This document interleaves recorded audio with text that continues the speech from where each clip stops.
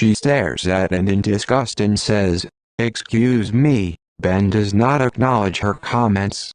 He turns away from her and starts arguing with the ghosts following him down the produce aisle of the grocery market. He starts telling them, "No, no, no, I am not going to do that to her." Then he picks up a bright yellow banana and flings it at the ghost standing next to the apples, knocking several apples off the display. Ben starts yelling at the apparitions to stop laughing at him and runs out of the store and hides in the bushes. He has a perfect view of all who enters and leaves the fresh market emporium. Shortly after Ben's frantic exit, the young woman he bumped into at the store exits too. Unbeknown to her, she was being watched by Ben lying in the bushes. As she walks by, the ghosts in Ben's head tell him to wait and follow her home so there will be no mess this time for the police to see. Ben pleads with the spirits who have taken control of his mind to ensure this is the last one.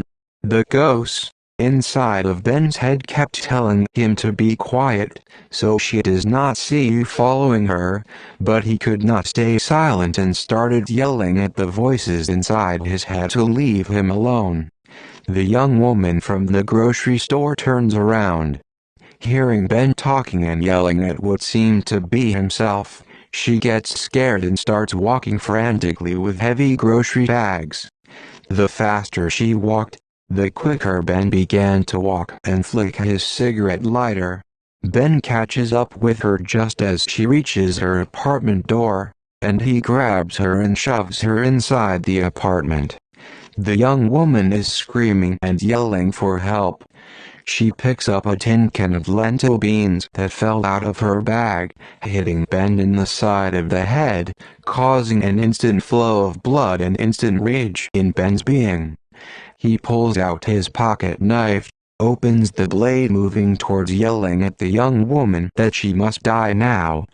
Just as he raises the pocket knife to stab the woman, a gunshot rings out from the front door.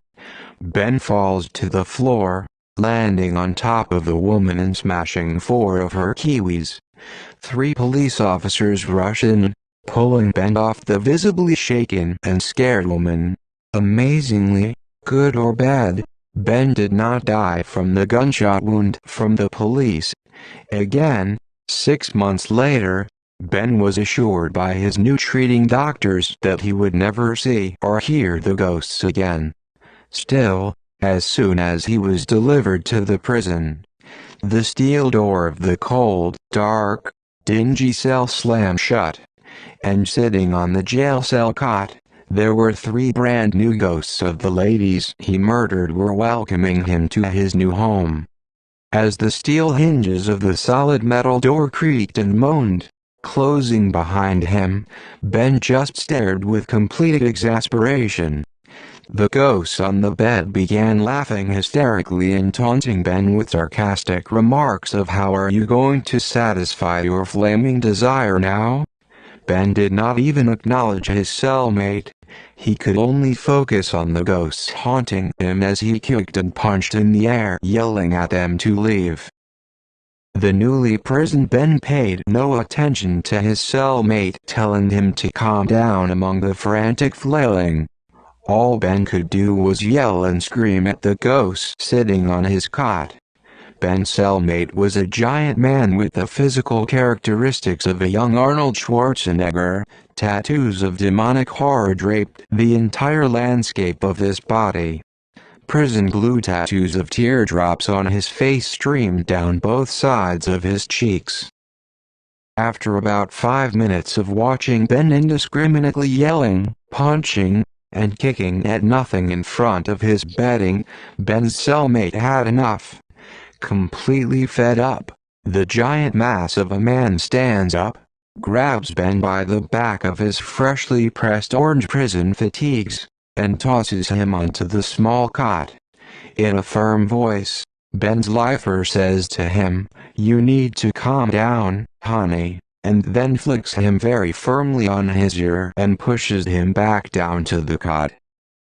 Ben curls up in the fetal position, closes his eyes, sticks his thumb in his mouth, and starts whimpering like a beaten-down dog. Then begins to say a meditative prayer to any supreme being that would listen, asking for a way out of prison. Just at the end of his orison, he hears the audible whispering of a satanic voice telling him soon he will have a chance to be free so that he can continue his fiery desires. Hearing this new voice inside his mind, he lets out a sigh of relief, smiles like a Cheshire cat, and then closes his eyes and falls asleep as his giant cellmate stands overlooking the slender curves of the new man in his cell. The lights in the cell are now off. All you can hear is the loathsome harmonic snoring of 100 prisoners, nostrils trying to rid the stench of prison bean vapors, and some occasional moans of men reliving their past evils through nightmares.